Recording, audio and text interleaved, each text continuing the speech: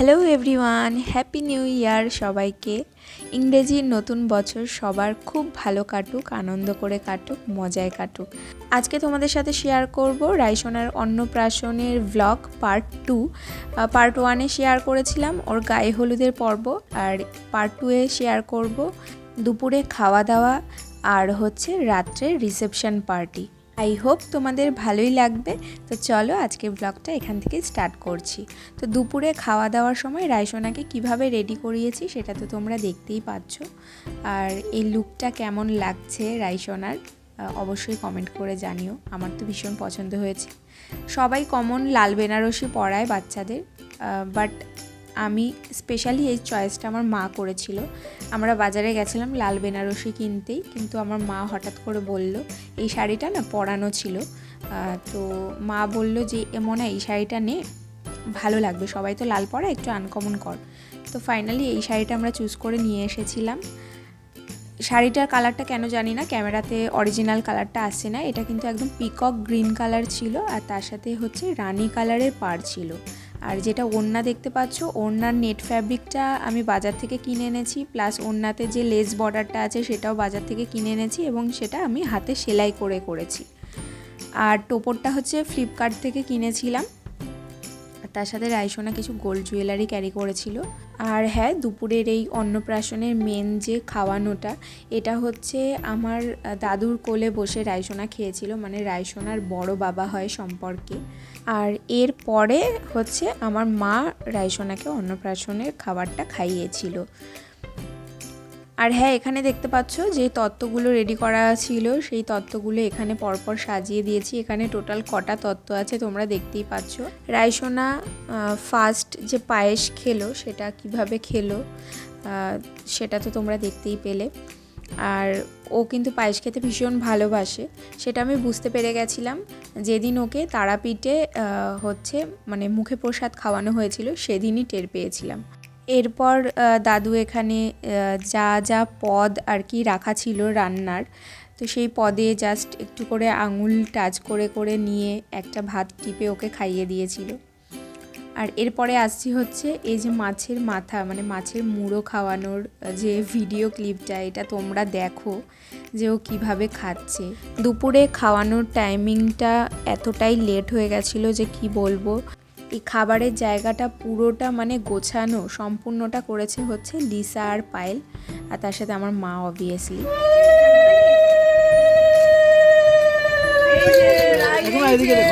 এরপরে আমার মাকে ডেকে নিলাম।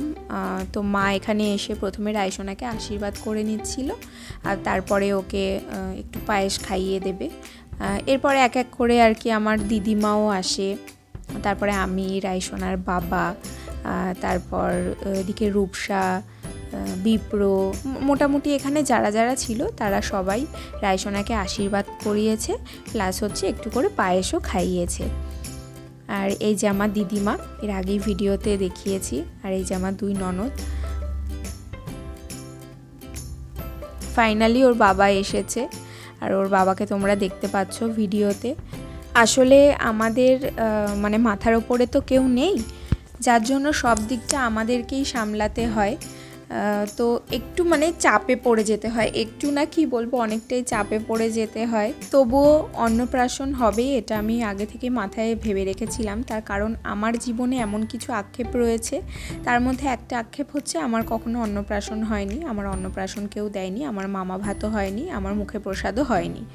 তো যাই হোক, তো এই আক্ষেপটা তো আমি চাইলেও পূরণ করতে পারবো না সারা জীবনে, এখনও আমার আক্ষেপ হয়। তো সেই আক্ষেপটা যাতে আমার মেয়ের পরবর্তীকালে যে না হয়, মানে আমার মেয়ে যাতে আমার মতো এরকম বড় হয়ে এই জীবনে এরকম আক্ষেপ না থাকে, তো আমি এখন থেকেই সেগুলোকে ফুলফিল করার চেষ্টা করছি।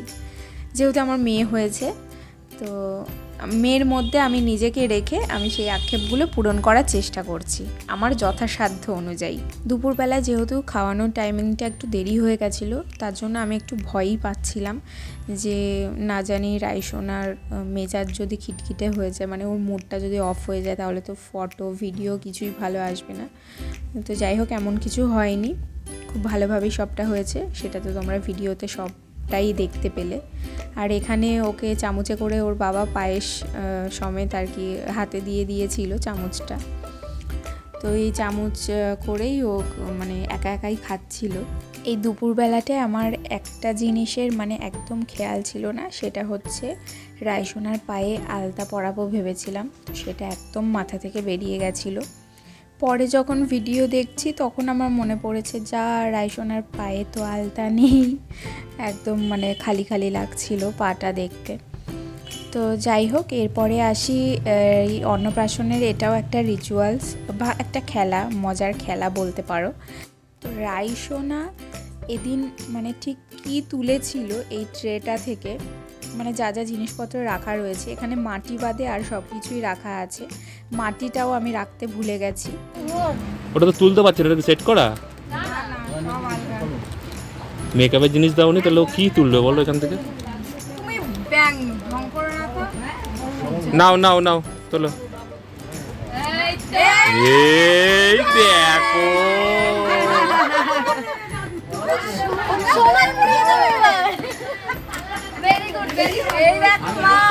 থ্যাংক ইউ রঞ্জন দা, তুমি একটু দেখো এবার তোমার জন্য একটা স্পেশাল।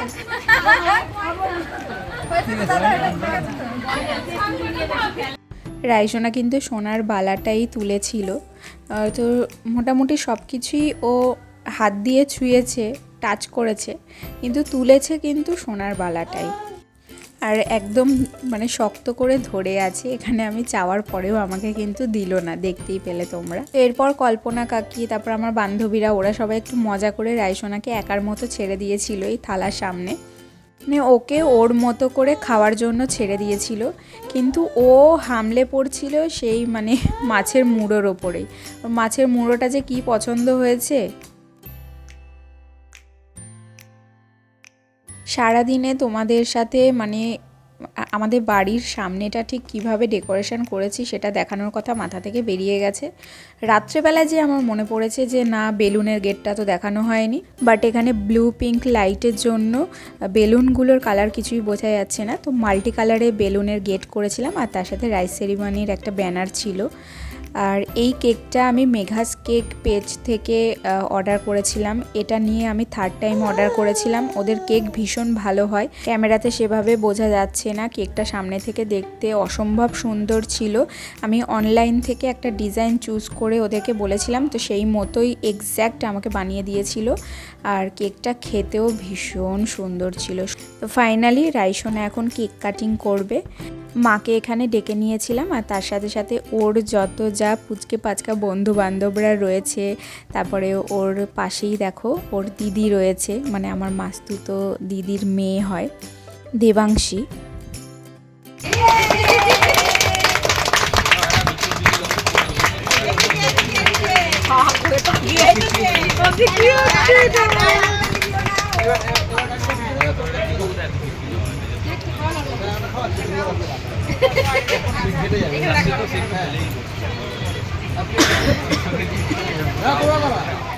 কেকটাও কিভাবে খাচ্ছে দেখো, ওর বাবা খাওয়াতে যাবে কি ওর বাবার হাতটা ধরে টেনে নিয়ে খাচ্ছে রীতিমতো, মানে সবাই দেখে অবাক, আর এটা নিয়ে প্রচুর হাসাহাসি চলেছে কিছুক্ষণ।